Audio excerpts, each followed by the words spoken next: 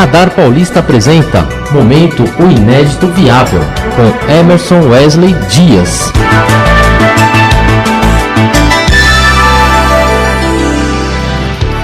Nós estamos aqui com o Emerson Wesley Dias, trazendo o quadro Momento o Inédito Viável. Muito boa noite, obrigado pela participação, Emerson. Boa noite, Renato, boa noite a todos os ouvintes.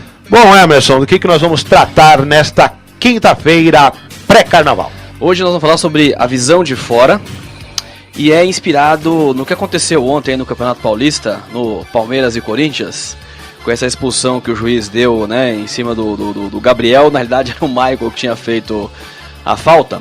Sim. Embora eu não tenha visto o jogo, mas hoje não se falava em outra coisa a não ser isso, né? E aí eu resolvi pensar o que isso pode nos ensinar. E eu associei a falar da visão de fora porque o Daniel Kahneman, no livro Rápido e Devagar, ele dedica um capítulo especificamente a isso, porque ele fala o seguinte, que quando você é convidado a participar de um projeto, a dar um prazo, né, cumprir alguma tarefa, você sempre tem um viés otimista excessivo. Certo. Porque você sempre fala assim, não, semana que vem eu te entrego esse trabalho, né? Se eu participar aqui, daqui a 10 dias eu resolvo isso. E quando você coloca isso no papel, muitas vezes você percebe que não é bem assim, que você acaba dando uma empurrada e tal. A gente sempre assume, né, um otimismo excessivo em relação às coisas que a gente quer fazer. E depois a gente acaba não cumprindo. Isso é um viés otimista e um otimismo excessivo, que o Daniel Kahneman fala que você, para combater isso, tem que ter uma visão de fora. O que é uma visão de fora? É colocar alguém que não está emocionalmente envolvido com aquilo para dar uma opinião, para que as coisas de fato, né, façam um sentido mais próximo da realidade. Isso é muito comum nas empresas, quando as pessoas vendem um projeto que elas gostam demais do projeto, a abertura de uma loja, lançamento de um produto, mudança de uma estrutura, elas se envolvem tão emocionalmente com aquilo, que mesmo que você conteste com dados, a pessoa não quer ver os dados que você está apresentando. Ela está tão envolvida com aquilo que ela acha que vai dar certo, vai funcionar, vai ser assim.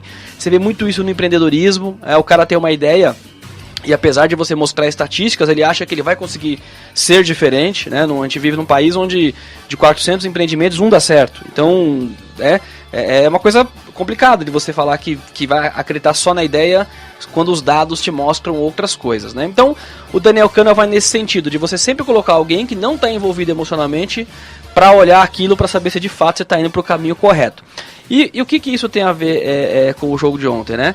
Porque o juiz, né, o árbitro da partida, ele não ouviu ninguém, né?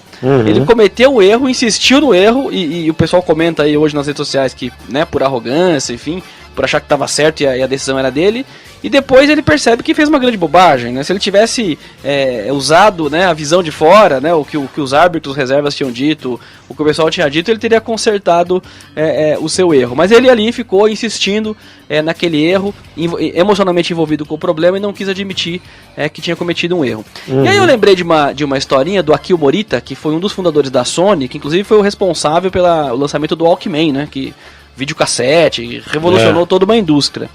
E o Akio Morita diz o seguinte, né, que ele odiava os contadores. Aí o cara falou assim, mas então, né, por que você odeia os contadores? Porque todo produto que eu vou lançar, os contadores dizem que vai dar prejuízo. Aí o cara falou, então demite os contadores, né? Aí o Akio Morita disse, eu não gosto de ter prejuízo. Então era uma visão do Akio Morita de uma visão de fora, de realmente, né, eu estou empolgadíssimo com o produto, mas quando o contador fala que vai dar prejuízo, ouve o que está sendo dito, porque pode ser muito importante para você tomar uma decisão de fato correta, né? Sem dúvida. E no mundo, né, que a gente vive, a gente sempre tem uma mania meio de achar que inteligente é aquele que concorda com o que a gente fala, né? Então, quando a gente fala uma coisa, a pessoa dá eco e também concorda, aí você fala, nossa, esse cara sim, né? Aquele outro que tem uma visão diferente, você já tende a ignorá-lo.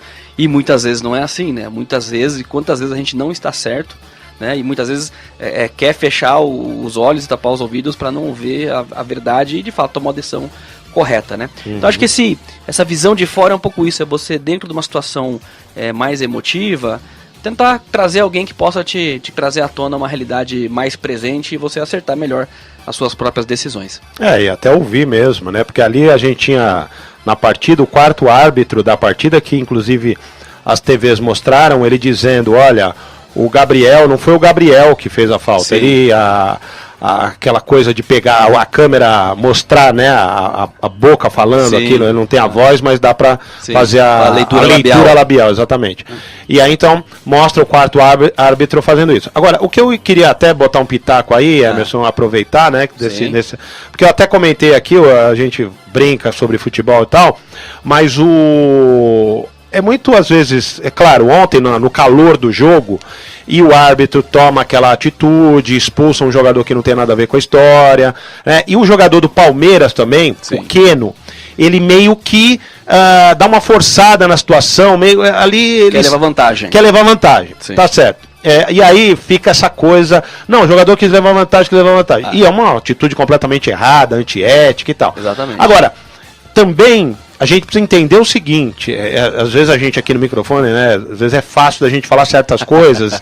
Por que eu estou dizendo isso? Porque também na pele do jogador, lá só tinha torcedor do Corinthians, porque inclusive não pode entrar a torcida adversária, né, de acordo com a nova regulamentação aqui do Campeonato Paulista e das torcidas aqui em São Paulo. Agora, imagina esse torcedor depois, vamos supor que esse torcedor chega lá pro árbitro e fala, olha, você errou, coloca o jogador de volta. Eu sou do Palmeiras, eu tô falando pra você que você errou. Agora, imagina ele voltando pro estádio dele depois e tendo que encarar a torcida do Palmeiras.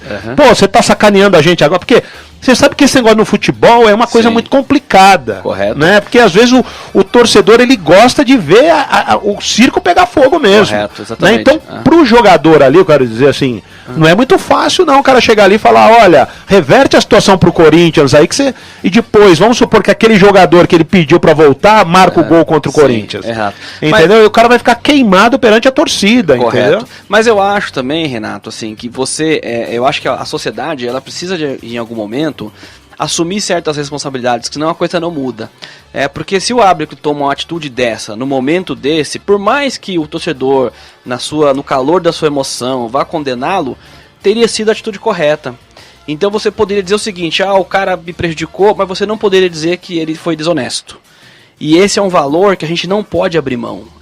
Independente das situações, o que não é meu eu não posso pegar.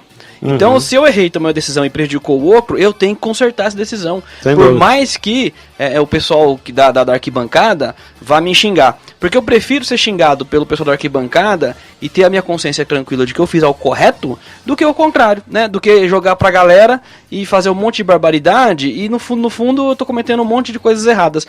Que é muito do que a gente vê na política, né? Dos caras fazendo discursos maravilhosos, lindos e metendo a mão e fazendo o discurso. Então eu acho que a gente tem que se posicionar no sentido de que o que é certo, independente se a gente está no campo de futebol, se a gente está num parlamento, num congresso, se a gente está na nossa casa, na escola, na empresa. O que é certo, tem que ser feito. A gente não pode abrir mão.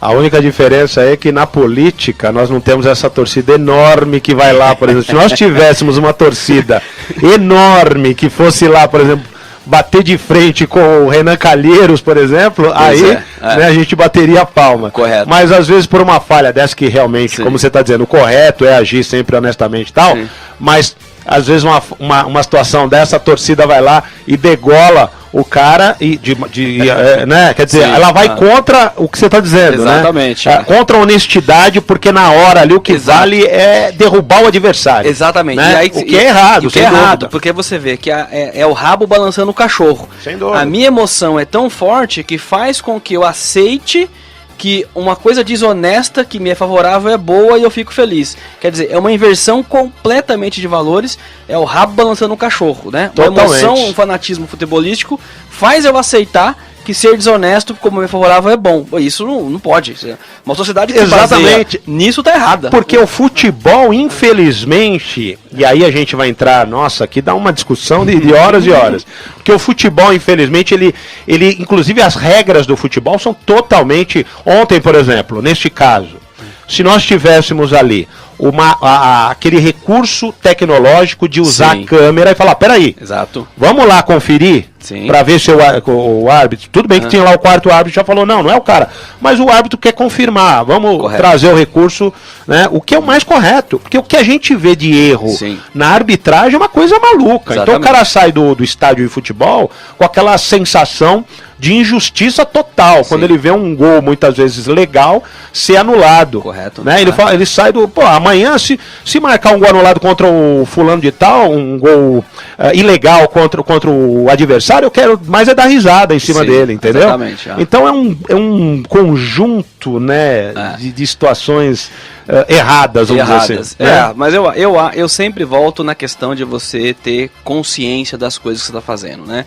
E estar imbuído de forte emoção tira você da consciência. Sem dúvida, então eu acho que futebol é uma coisa muito bacana, uma diversão. Eu, apesar de não acompanhar jogos, assim, normalmente eu pratico meu futebol toda quarta-feira, né? Uhum. Sou tesoureiro Aliás, lá do... é melhor do que você... Sou tesoureiro lá do... Faz melhor coisa. Sou tesoureiro lá do clube, entendeu? Para organizar o negócio. Pratico meu futebol, faço vários semi-gols. Mas não é contador, não, né? Não. Eu utilizo dos meus conhecimentos de contador também de contador, né? Como jogador de futebol, sou um ótimo contador. Faço vários semi-gols lá e a plateia delira, porque assim, aquele gol que ninguém perderia, mas eu perco, entendeu? Então isso dá uma emoção terrível. Olha lá, o Emerson vai marcar. Será que vai ou não vai? Não vai. Aí a torcida faz aquele...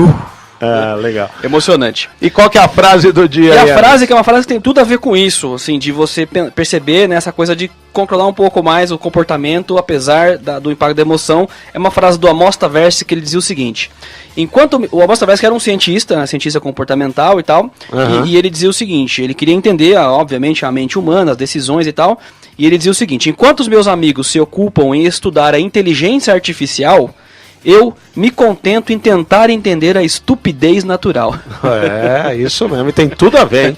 Tem tudo a ver com o quadro que nós tratamos aqui. Sim. E deixe seus contatos aqui para os nossos ouvintes internautas. O site é www.oineditoviável.com.br. Nas redes sociais é só procurar o Inédito Viável no Facebook, Instagram, e no YouTube, no canal Inédito Viável. Se inscreva e você tem acesso a todo o conteúdo que a gente fala aqui às terças e quintas. E um abraço pro Zé Vidal, que fica mexendo o saco aqui, que eu nunca menciono, mas olha, tá mencionado, Zé Vidal. Você aqui, obrigado pela audiência.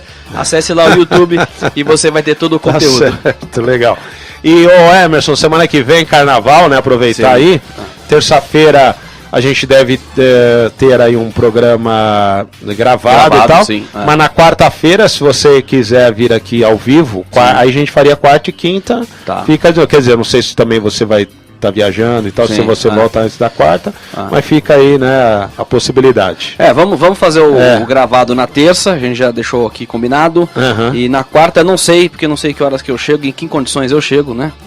Principalmente em que condições. Exatamente, então não vou me comprometer aqui ao vivo com uma coisa que talvez eu não possa cumprir. Tá certo, então, Emerson Wesley Dias, a gente volta na semana que vem, então, com o momento O Inédito Viável.